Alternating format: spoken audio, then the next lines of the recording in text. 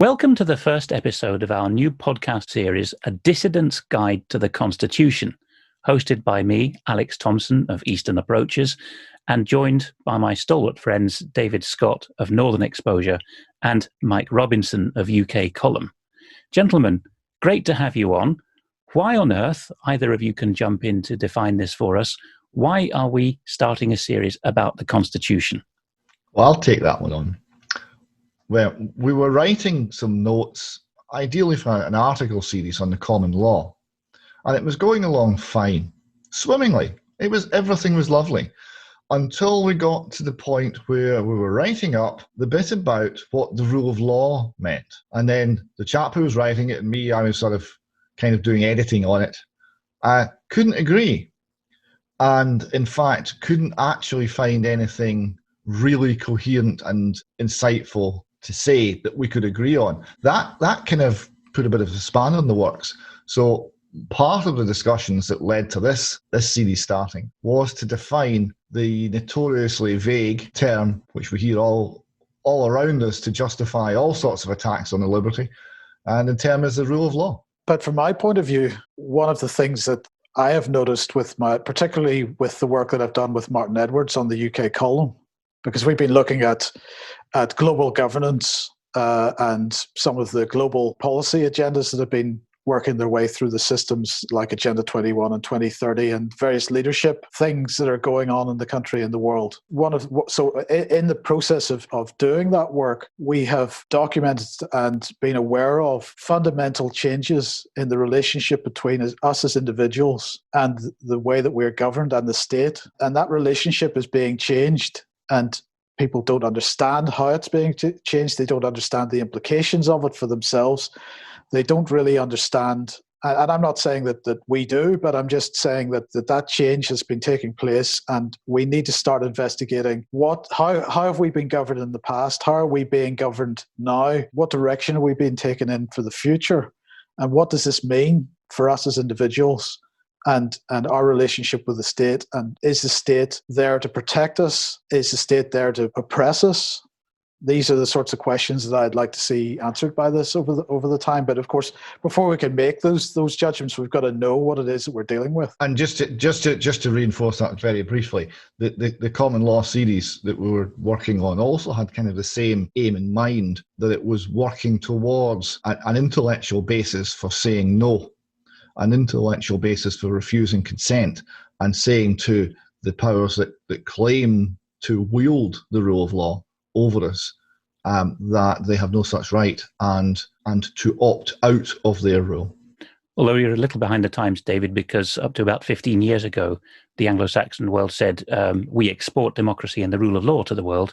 And now it's, you lot abroad are not obeying the rule of law, but at home we have the rules-based international order that all must obey. So there's a hint of something that's wrong. Well, Mike and David have both excellently set this up, because here's my cunning plan. I would like us to have, with this podcast included, 5 initial podcasts looking at the core issues, and they are constitution, common law, democracy, rule of law, and a nation state, terms that have already been raised or alluded to by both of you. And then in a rather bigger middle or second section, we'll be covering what Mike just described as how we've been governed in the past. But don't worry, it's not going to be history. It's going to be covering some of the ground that perhaps those who are 70 plus had at school, but which is kept off the books now, and most school teachers and academic historians are not really aware of, let alone lawyers. So section B is going to be how we've been governed in the past. Section C is how we're being governed now. And I've got this interesting idea, I hope it's interesting, of using the analogy of the anatomy of the human body, a bit like John Bunyan in one of his books, The Holy War, to describe what's going on inside the mind and body of the nation state, the bits as they fit together. And that addresses how we're being ruled now, because then we'll get all our tools out of the bag to examine what exactly has been tinkered with, how it's been done to us. And then it's a little unformed at this point, but I think a final section of the podcast, a few weeks of a section D, would be about where things are going. And that will inevitably be looking towards issues like regionalization, supranational government, international government, globalism. The Commonwealth is a major part of this, as Britain has formally left the European Union. So there's our plan. But why should we be caring about this? Well, you've both given us some definitions of why we should. But let's plunge into the practice of a constitution, because we're often told in Britain we don't have one, or that it's unwritten, or that it's informal, or that it's fluid or flexible.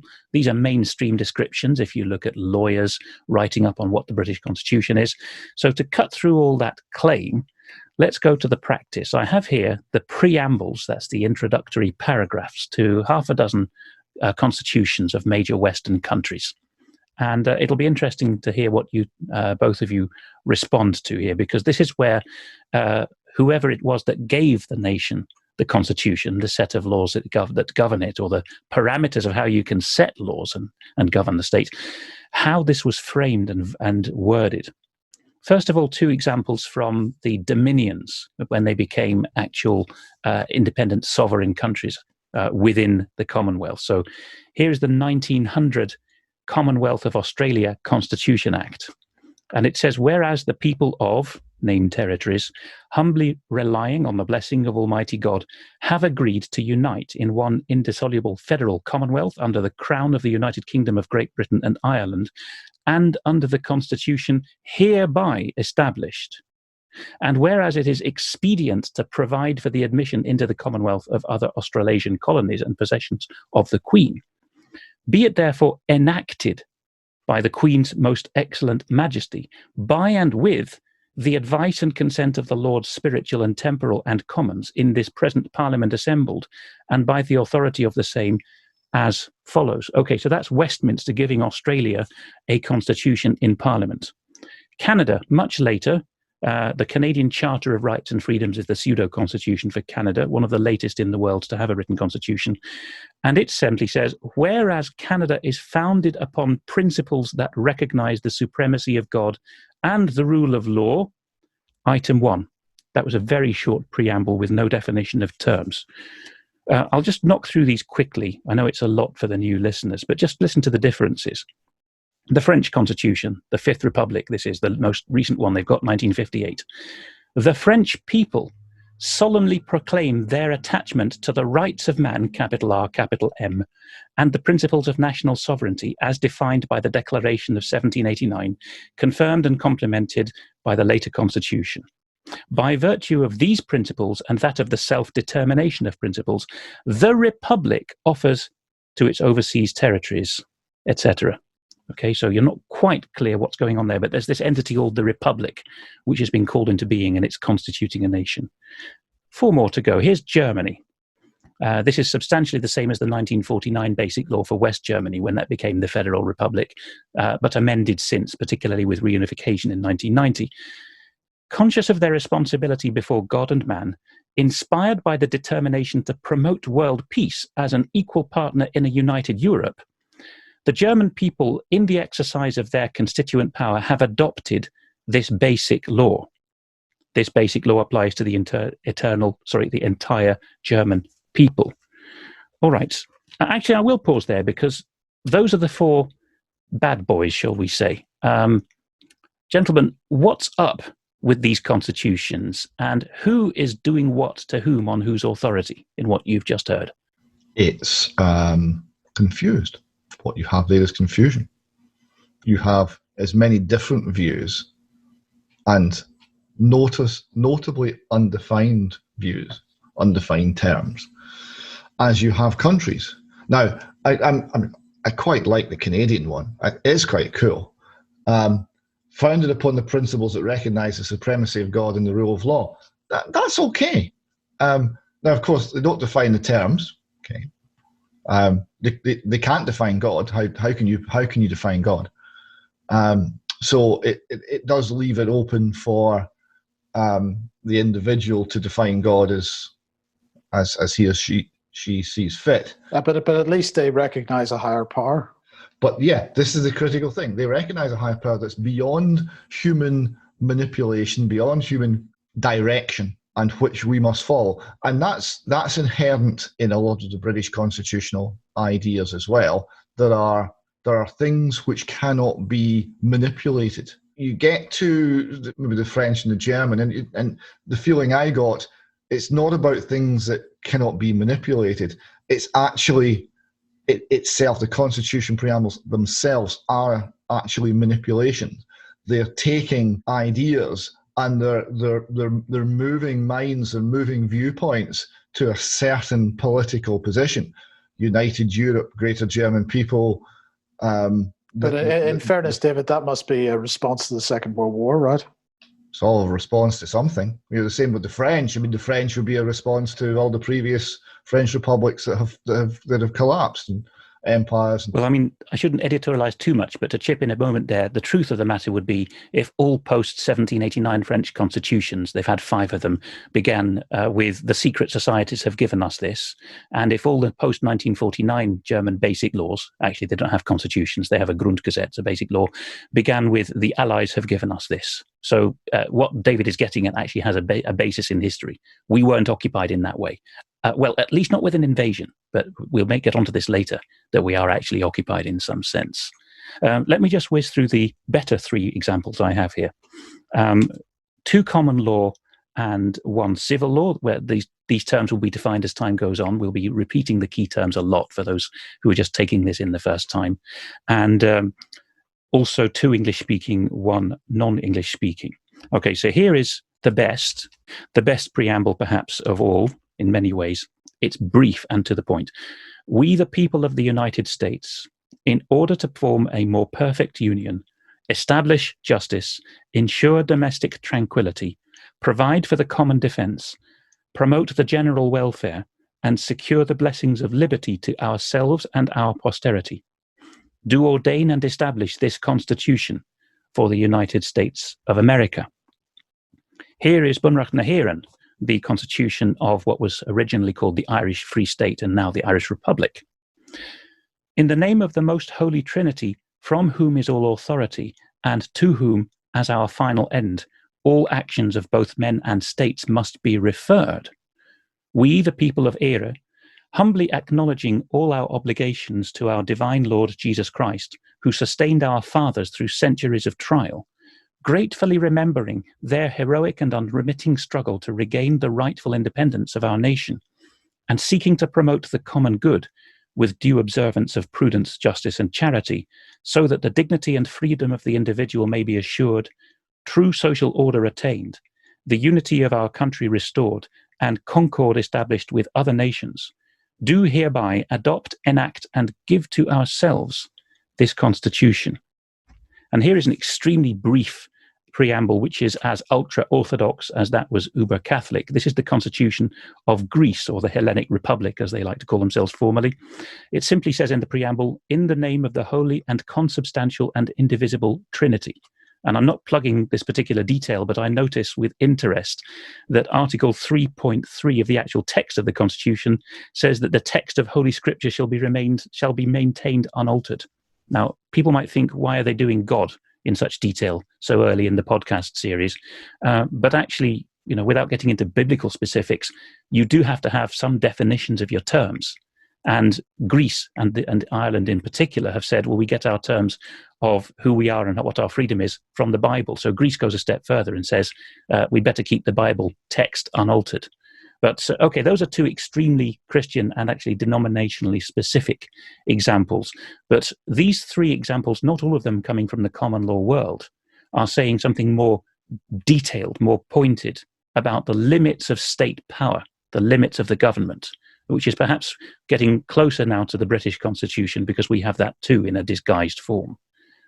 Mike, you haven't said much for a while. At the end of the day, that is the purpose of a constitution, isn't it? It is to define the rules by which a nation is governed. Of course, if you don't limit the power of or the things that government can do, then I think we are beginning to see in the modern world where that begins to go, because once people get power in their hands, it can run amok. So you need to have rules and limits for government. Yeah, I mean, it sounds a boring word, and for many modern policymakers, it's a frustrating word for think tank people and people in non-governmental organizations and the commercial, the corporate lobbies that are always at the necks of government. It's extremely frustrating that, as Mike has just used that word, constitutions are full of issues like limitation. Especially in a year like 2020, come on, dude, the world is dying of COVID. We can't have limitations on executive power. But, wherever you look in time or across the world, peoples do insist on limiting the power of their government for reasons that you've just pointed out. So let's go on a bit further and talk about who writes constitutions. No. Whoa. Hold it, Alex. David's not letting me away with this. No, I'm not letting Alex away with this. Alex is wanting to rush ahead. These were 3 good examples. Okay, I've got a bit of a problem with some of these good examples. The Irish one contained within its text, within its initial text, a claim to another country. Okay, like the flag.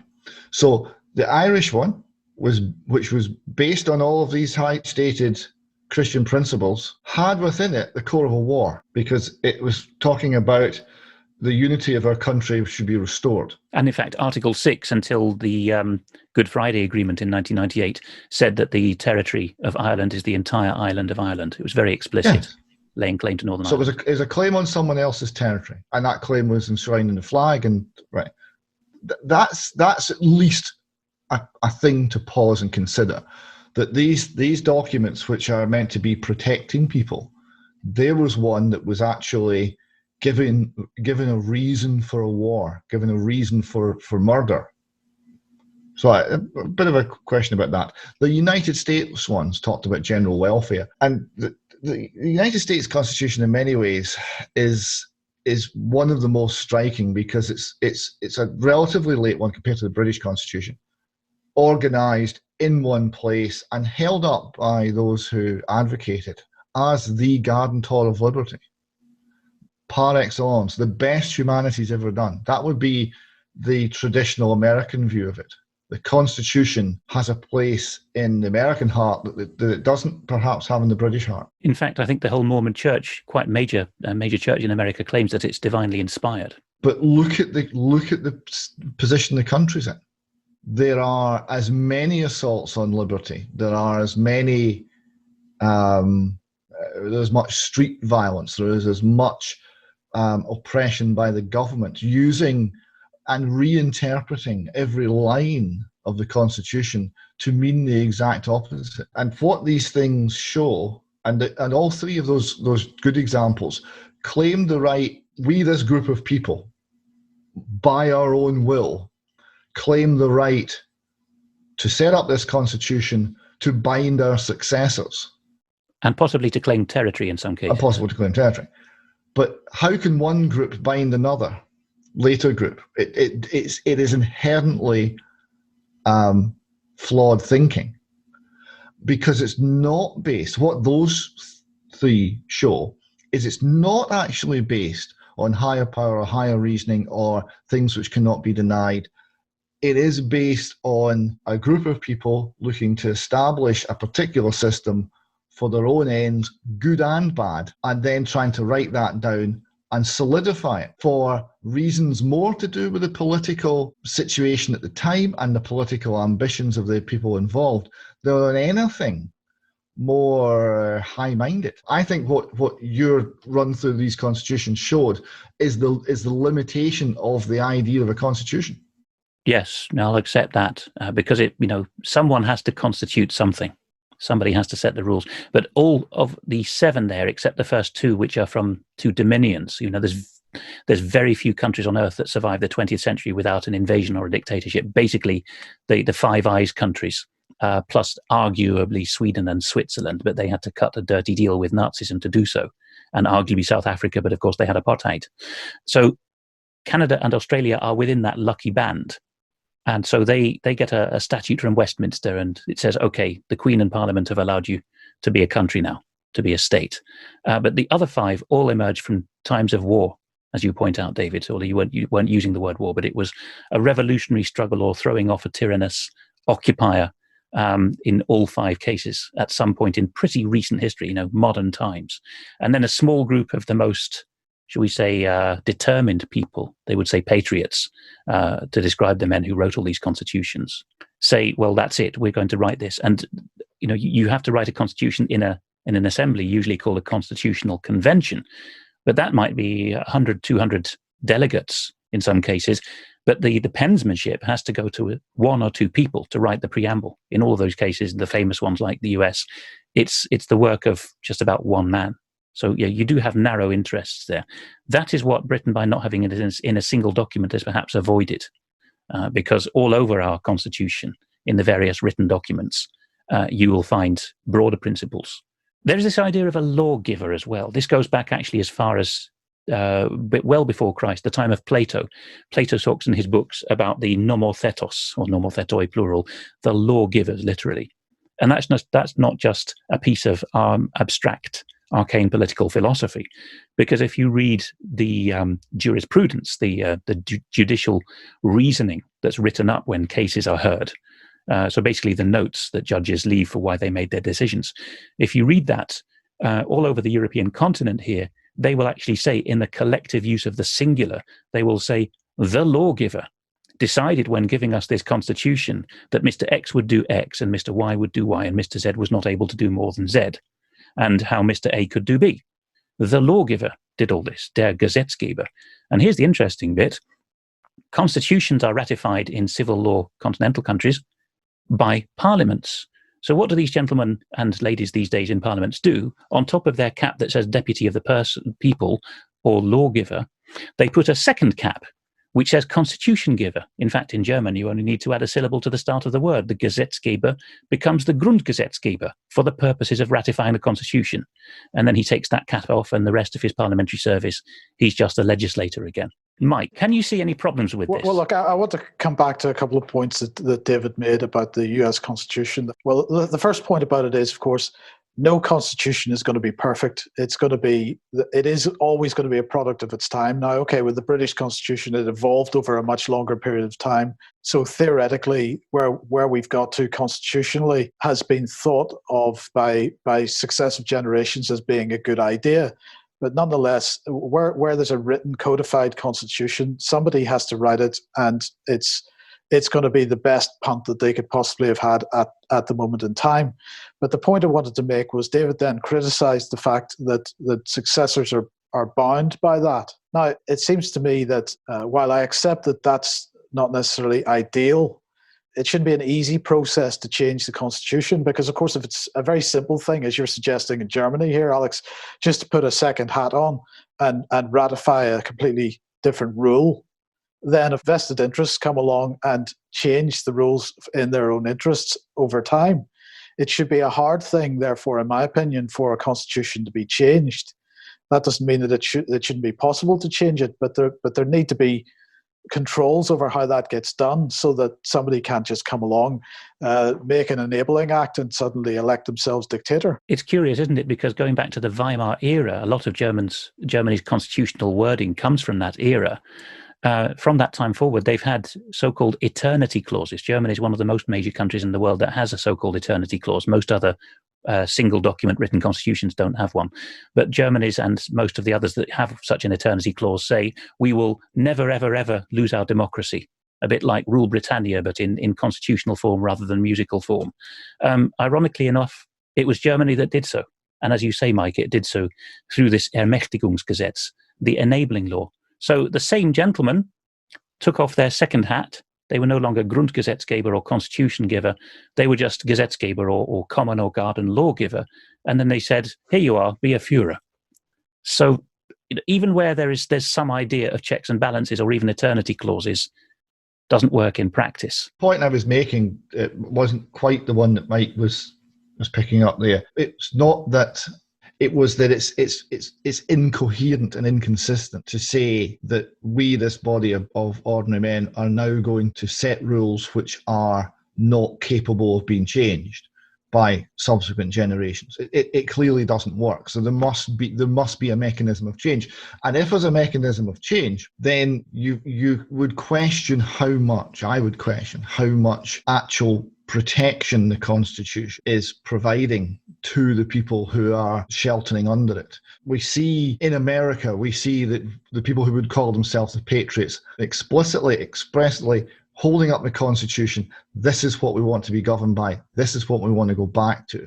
We see the same in Ireland. We see the people, again, who call themselves patriots or nationalists in Ireland, say our country's been stolen from us. And they're holding up the Constitution, often literally, and say we want to go back to that. A lot of these people clearly see it as a protection. My argument is it can't really be that, because it was created by a group of men and women, mostly men, in power, exercising that power to create it. And it's only maintained as long as that situation remains. And if the power goes, if the people change their views, it will only be a speed bump in the road to making the country something different. So it's not, if it's human, it cannot be ground on which you would be able to build resistance to tyranny with the sort of security that you might hope, or the sort of security that the advocates for, especially the American Constitution, might claim. It's the most perfect Constitution. The founders were great and wise and good, and all we've got to do is go back to this, and all of our problems will end. This is asking way too much of a human document written expressly that this group of people are claiming this and creating this series of rights and series of responsibilities out of nothing, by our will, by our agreement. That has a lifespan. I think, David, you and I in particular are pretty close to the positions of John Waters in Ireland.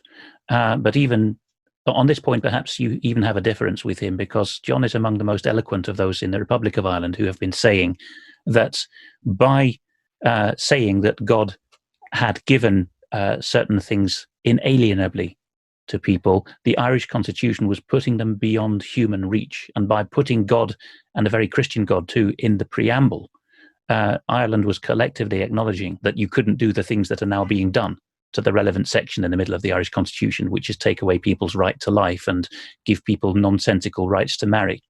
So there is some question here as to what the real guarantees are. And at this point, listeners who've been in Britain all their lives are probably thinking, well, this is all well and good, but we don't have such a document, do we? But actually, we do. And if you want to narrow it down to one, we'll be going into a lot more detail about it in future episodes. It is a kind of a document that we're often told we don't have much of in Britain, which is a treaty. Now, a treaty, of course, is either between a sovereign and a sovereign, so two kings, ultimately, in the early days, or it's between a sovereign and the people.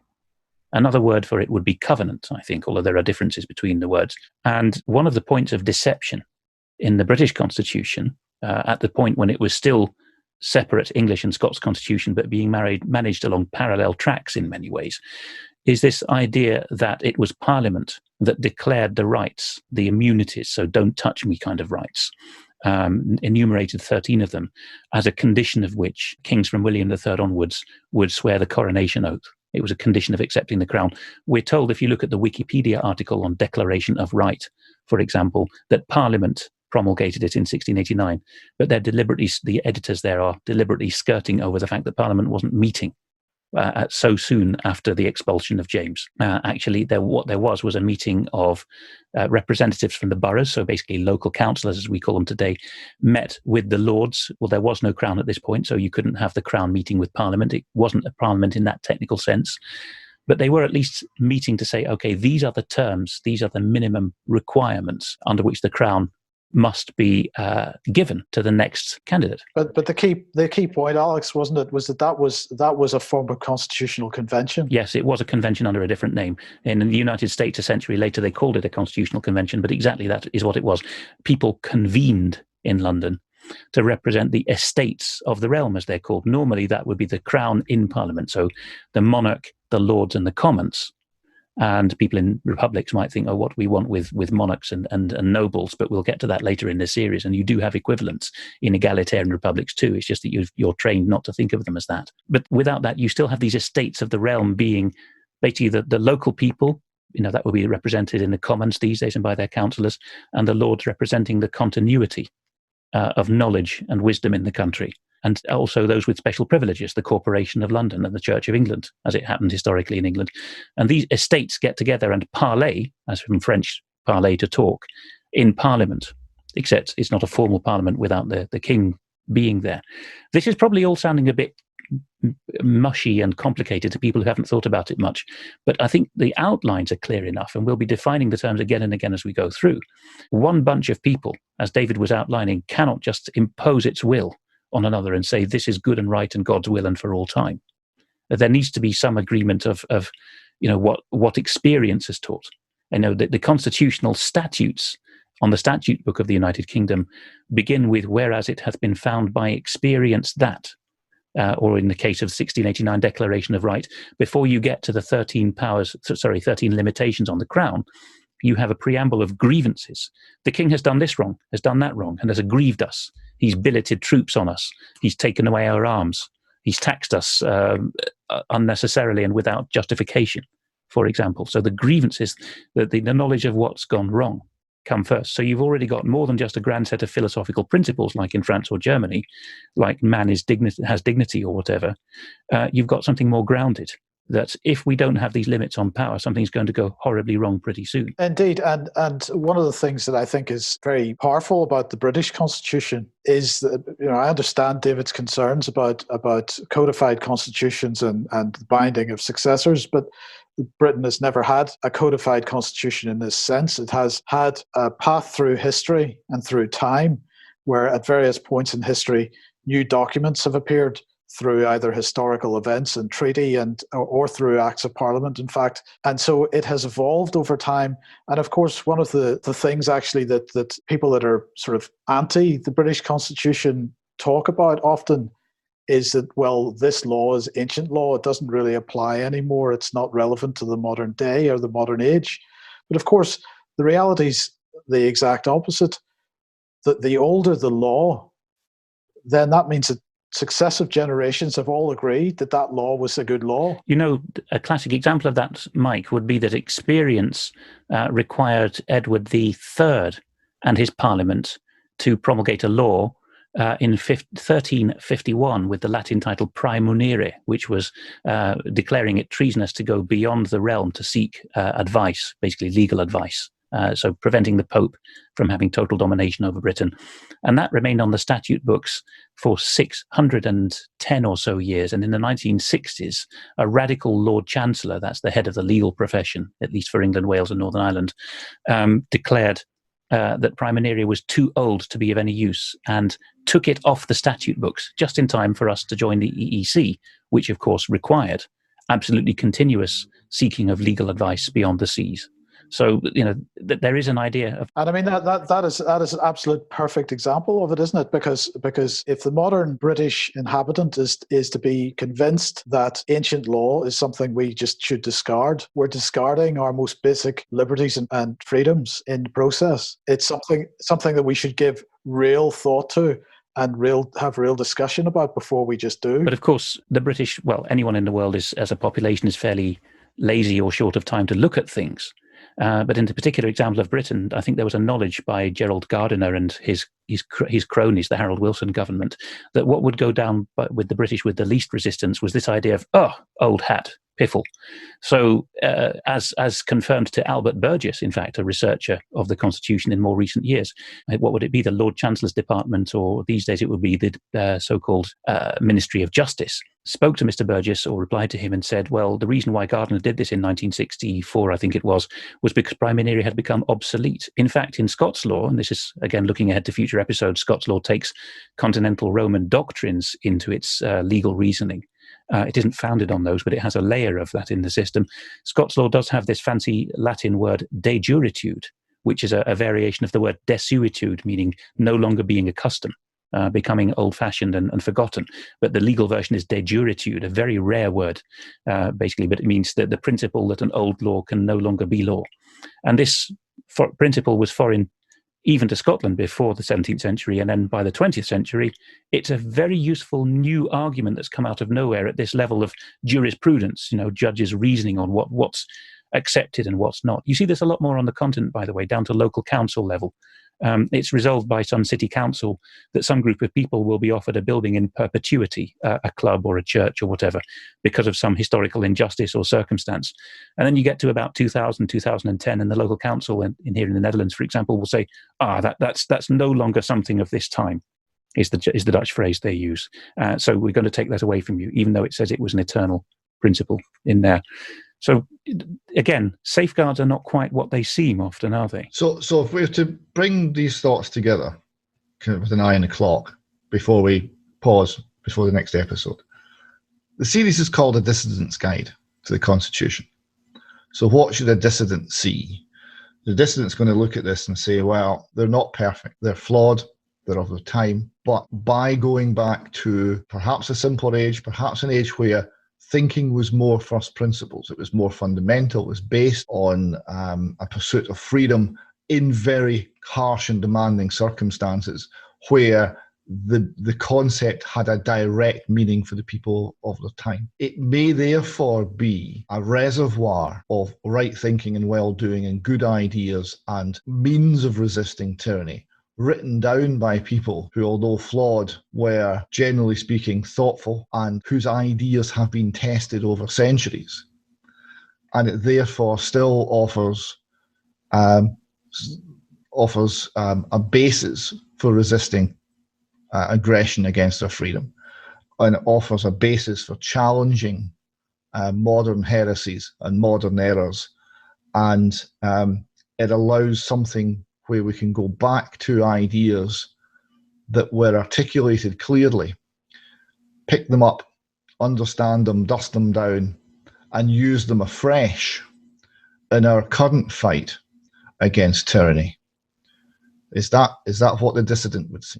I would say so. I mean, we've dealt with a lot of dissidents in the UK column over the years. Our absent colleague Brian Gerrish, being older than us, has been the shoulder for most people to cry on. I think more than the three of us put together, probably. But what he's continually found is that the best people, the most law-abiding people, the most decent people from many walks of life, had the least idea of how to be a dissident, had the least idea that actually the common law, which we'll go into definitions about next time, set the boundaries of proper behavior, of lawful behavior, even where a statute made legal behavior something different. And so it is incumbent on a dissident to know certain things are just not on, and they can't be made to be right. And, a slight bridge to next week, perhaps, we'll be talking about common law and civil law. In a civil law tradition on the continent, or increasingly in Britain too, you'll be told, well, rights are rights. They're just rights. You can have what prevailing current opinion says you should have. Whereas common law will actually set more definitions and say, are we talking about positive or negative rights? We'll look at that next time, what that means. So in the civil law tradition, which increasingly is dominating the whole world, if the majority of parliament and the majority of the judiciary and the majority of the thought leaders, the media, agree that I've got a right to your stuff, David, maybe in another generation, it'll become a prevailing opinion that I've got a right to live in a room of your house if you're not using it. There's nothing in the civil law to stop that, because ultimately man's made himself God in that system, for all his fine talk about God being above him. Common law is the system and the constitution that actually says there are limits. It's a massive area. We'll be going at this for quite some weeks. I suspect we're going to be splitting the common law podcast into two. There's a lot to get through, but hang in there. And I'm sure before long, we will be starting to find out what it is that dissidents are not supposed to know about the Constitution.